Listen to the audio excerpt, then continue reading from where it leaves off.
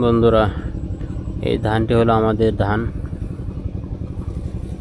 দেখুন এই শীষগুলো হেলে গেছে, মানে এই ধানের শীষের ভিতরে চাউল হয়েছে। এখনো ধানের যে একটা সোনালি কালার, সোনালি রং, এটা এখনো আসে নাই, তবে অল্প দিনের ভিতরে আসবে। তো এই হলো আমাদের করলার জমি। তো মাঝে মাঝে যে ময়লার একটা উঁচু ঢিবি দেখা যাচ্ছে, তো এগুলো হলো করলার গাছ। গতকালকে বিকেলে এসে এগুলো করলার গাছগুলো তুলে এক জায়গায় জড়ো করে রেখেছি। আর এই জমিতে এখন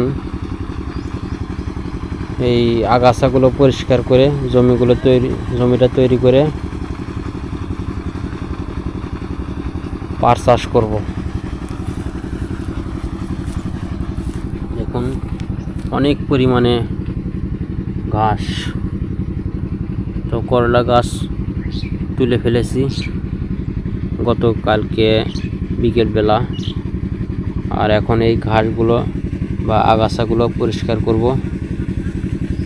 তো মূলত এখন নয়, একটু পরে এখান থেকে বাড়ি যাব, বাড়ি গিয়ে গরুকে খাওয়ান দিয়ে আবার নিজেও খেয়ে খাওয়া দাওয়া শেষ করে আসবো, আর এসে এই ঘাসগুলো পরিষ্কার করব।